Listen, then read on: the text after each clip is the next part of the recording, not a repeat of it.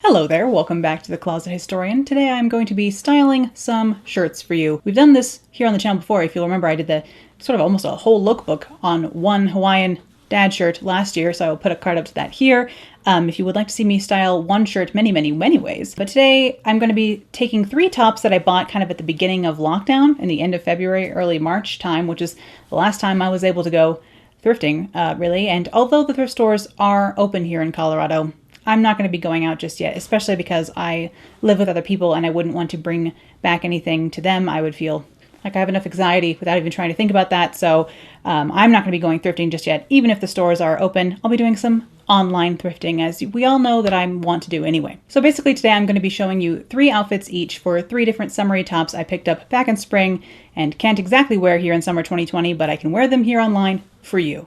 And the first shirt I have to share with you today is a very, as I like to call them, dad shirt of the Hawaiian or Aloha variety. I usually try and stay away from ones of these with birds or animals on them, but this one just captured my fancy anyhow. I really loved the different colors of leaves on this, and here it is paired with a green skirt to match the color of those leaves.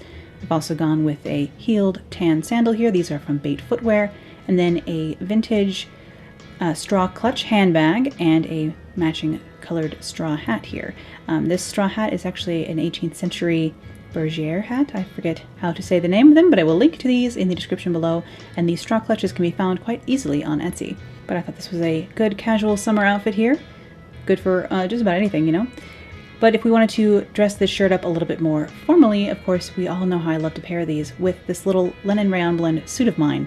I'm actually kind of thinking I might want to make one of these little suits in navy blue, so if you would all like to see how I make these, let me know, and that's something I can do as a project on the channel. But here our shirt is with my ivory or cream colored bolero suit here, without the bolero, and then a knit beret in green, of course, and a stamped, embossed, like Egyptian revival clutch handbag here, and matching gloves in a lighter tannish yellow color goldenrod.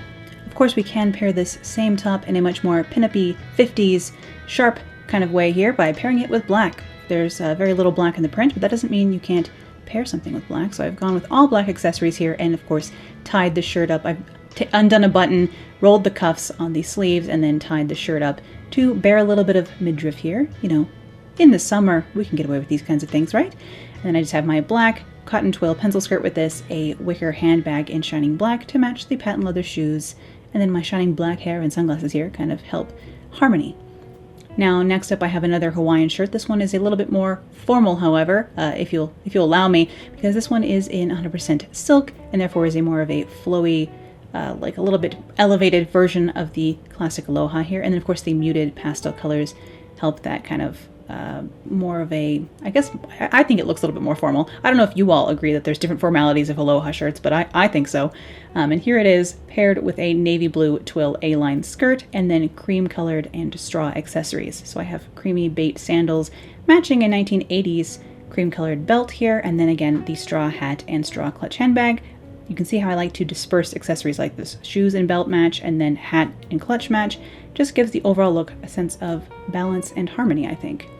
Then, of course, this shirt is very good for your sort of golf dad look here. More of a Hepburn, Catherine that is, Hepburn look here with the 1940s wool trouser, and then again with that Egyptian clutch handbag matching the cognac belt, sunglasses in that celluloid color that's similar, and then the flat loafer shoe with this. Of course, you won't find me out golfing or anything like that, even though this is kind of more of a 40s sportswear, more masculine look here for this ensemble. But if you would like sunglasses similar to these ones, check out Sunglasses Museum on Etsy. That's where I picked this little round pair of sunglasses up, and I have another pair that are in a similar color but more of a 40s shape, and I really like having those at my disposal. Lastly, I wanted to pair this silk Aloha, again tied, you know how I like to tie them casually, but with a burgundy pencil skirt. This is kind of like a burnt burgundy color cotton twill, and I thought the lighter mauve pink in this Aloha would go well with burgundy, and I was so happy I tried this together because I really like how it looks. And then I went with a classic wicker handbag with this one, and again my tan bait sandals again. This would be great with a burgundy straw hat, but of course that is harder to come by, although I do have one on my favorites list right now on Etsy, so don't tempt me. Then lastly, to style for you today, I have this top from the 1980s. When I showed my mom this top, she was like, oh, from the 80s. I had one of those. It was white, and I would love to have a white one. This is a 1980s top, actually from Indonesia. It does say made in Indonesia on the inside. The front and back are, I think, mirrored, but very, very similar here. Just this like cut work cotton eyelet blouse. It's stunning, really. I don't even know how these are made. I assume they're made by machine because they're just such fine work, but I don't know, maybe they're made by hand. They're really gorgeous. I paired this one here with a pair of black cigarette pants for a kind of 50s look, something that would be good for, maybe checking out a local car show and then going to a dinner nearby. But of course, we're not be doing any of that this summer. But that was kind of the idea behind this outfit, pairing it with a patent leather belt to cinch in the waist a little bit, and then heels, and a Plastiflex clutch to match that same kind of finish. We all know how I like to match my accessories. And since this top really does beg to be paired with classic black here, let's try it with a black circle skirt with a black petticoat underneath. I realize I don't say enough that I get my petticoats from a company called Malco Modes. They are an investment, but I picked up an ivory one and a black one years and years ago when I started dressing vintage, and they have served me super well. They're very comfortable and full and flouncy, which is always nice.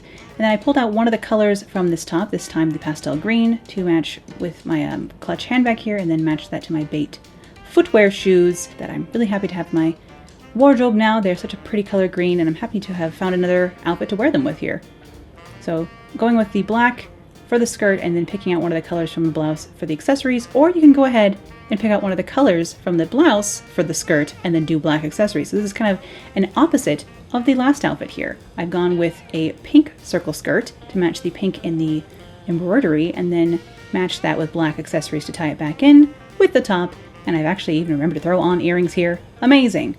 I have a clasp bracelet on here as well in gold to match those earrings, and then the hardware on my handbag, so again, tying in that metal tone to be the same as well. So those were the outfits I was able to come up with for these three rather similar, honestly, tops.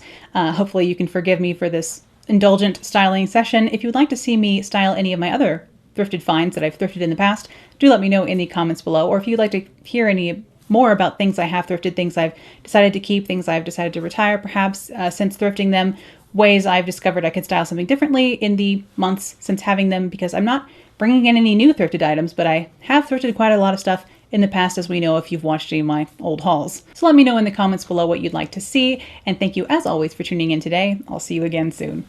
Bye.